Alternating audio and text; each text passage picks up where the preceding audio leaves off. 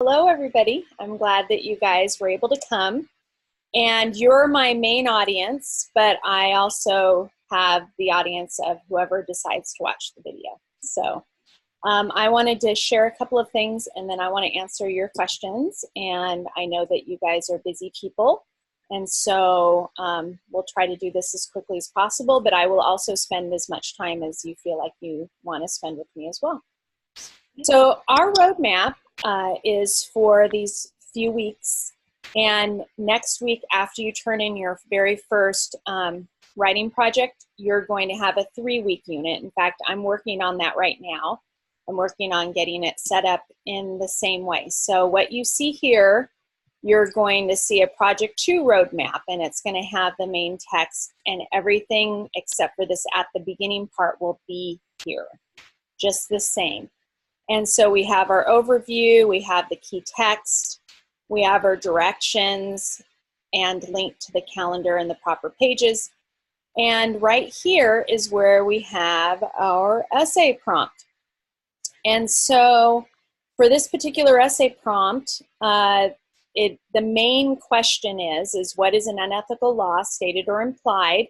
Because not all things that are laws are actual laws, they're just unspoken laws, or occurrences, or occurrence that needs to be changed or responded to. So what is something that needs to be changed or responded to? And here's the actual prompt itself. Choose an unethical law or occurrence and argue why in 1,250 words, which is approximately 5 pages, minus the works cited, minus the visual that you include. And I require, there's a few things. I'm going to move us up so you can see it. I do require that you use the ideas with an ethical argument in your paper, meaning that you need to cite ethical argument. You need to bring it up. You need to make sure you say Hugh Mercer Kurtler, an ethical argument offers the procedure of verification or justification, or however you want to word it. And then you're going to use it as the framework for your paper. I do want to say before I answer any questions that I was so blown away by all the infographics I saw. I was so excited. I got to see 2 classes worth of infographics today. And I really felt like that assignment sort of helped focus everybody on what was critical in the book. And if you were able to look at everybody else's, you're like, okay, I'm on the right path, or I'm not on the right path, or, oh, I didn't notice that. So bravo to everybody about the amazing infographics. I actually created a little handout here of some sample infographics that I am going to be using with permission for those people that are okay with it at a conference. So I was blown away. So in addition to the actual prompt, we have the problem, we have the audience. And I don't want you to assume that the audience is me, even though I am the real audience member. I like you to think about an audience beyond me, because, you know, who cares about me, right? The main thing is your job when you write something authentic is you're really writing it for the point of trying to do something. So your job is to convince the person, group, or institution who has the power to make changes that this particular law or occurrence is unethical.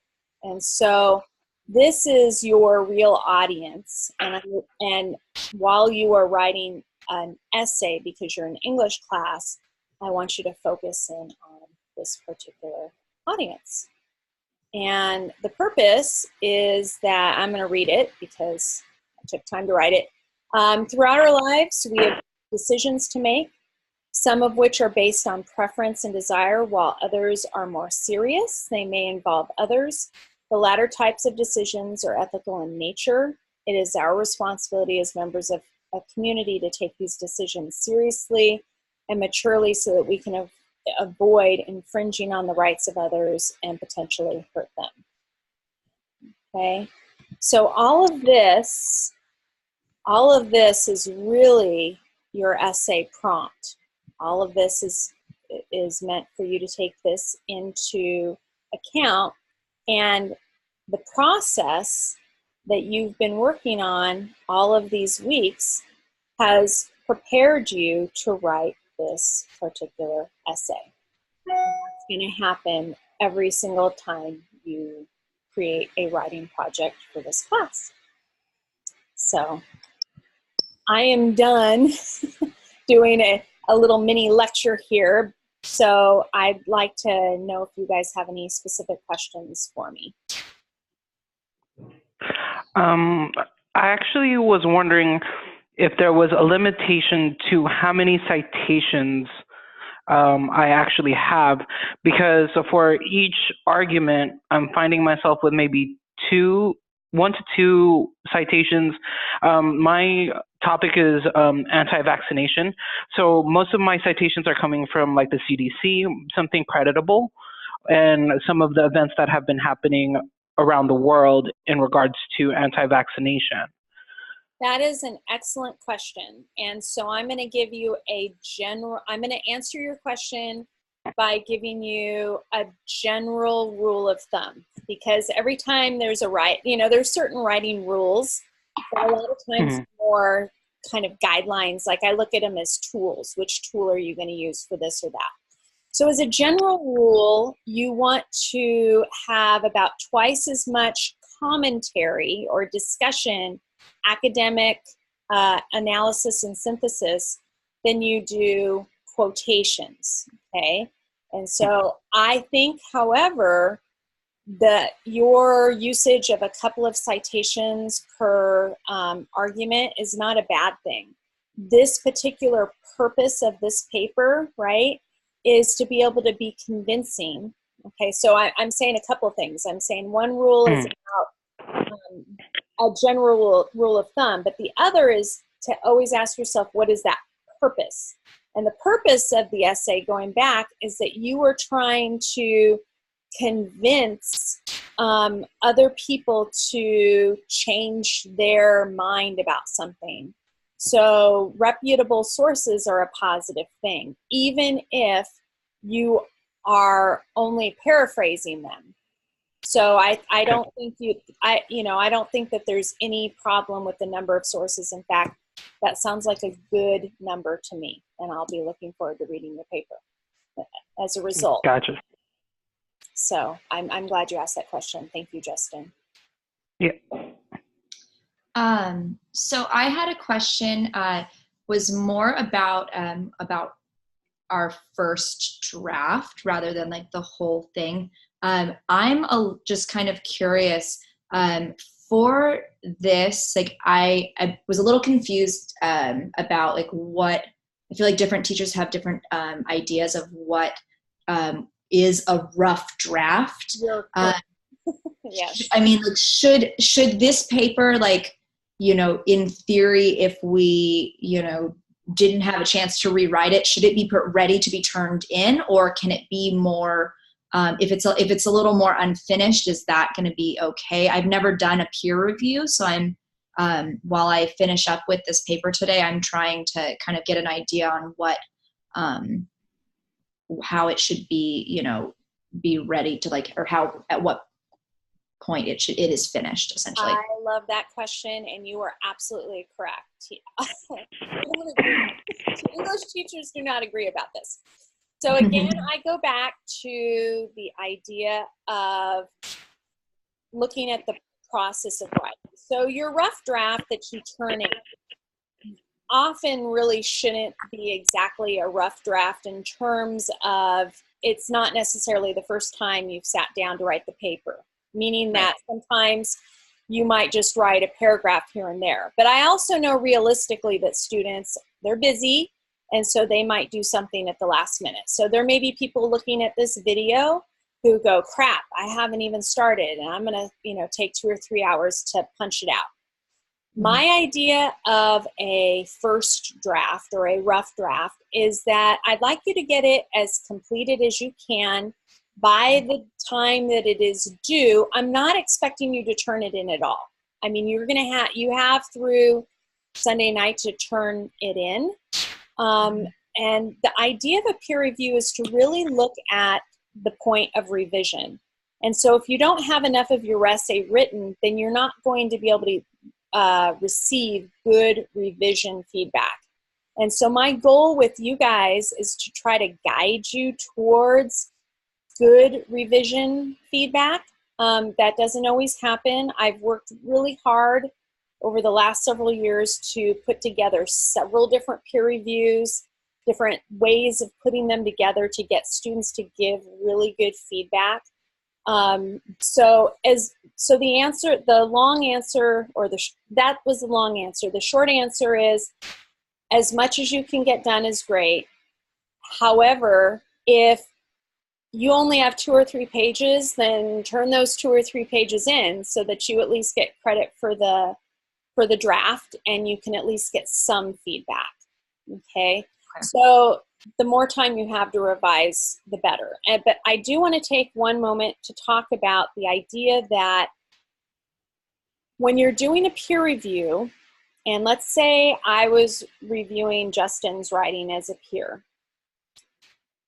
Justin wants critical feedback so that he can get the best grade in the classes he can, right? He wants to do really well on this essay because it's worth 15% of his grade. So I might feel as a peer reviewer like, what do I know about writing? I'm not that good at it. I don't know what to mark or whatnot. And so what I like to try to remind students is Justin would rather have feedback that he chooses not to use than no useful feedback at all. So right. Justin can receive the peer review that I've given to him, and then he can, as the writer, decide what he's going to use and what he's going to not use. That's every writer's decision. So just because somebody gives a piece of advice does not mean that you as the writer need to follow it. And right. Even if it's a good piece of advice, you should still take a moment to decide what it is you want to do. And Justin, I won't know if Justin follows my advice. He'll just say, thank you for the peer review, and then he's going to do what he's going to do.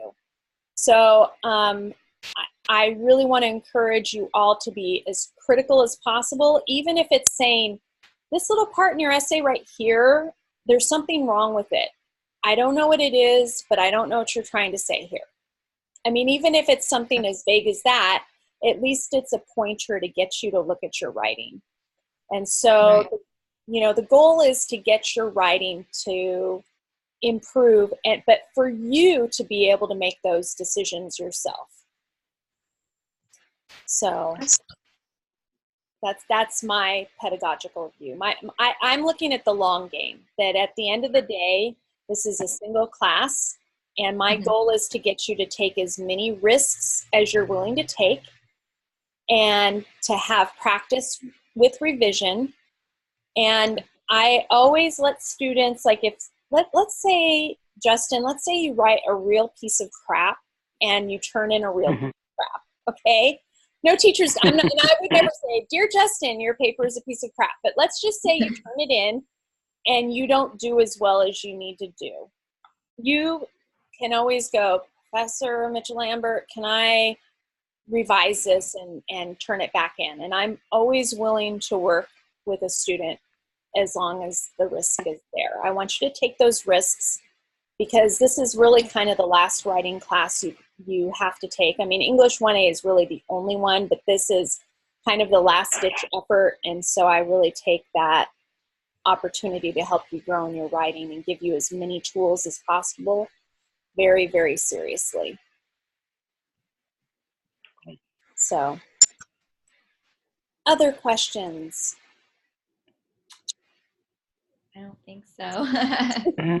I mean, as negative of an impact as this sounds, for our rough draft, do we have to meet the 1250 words?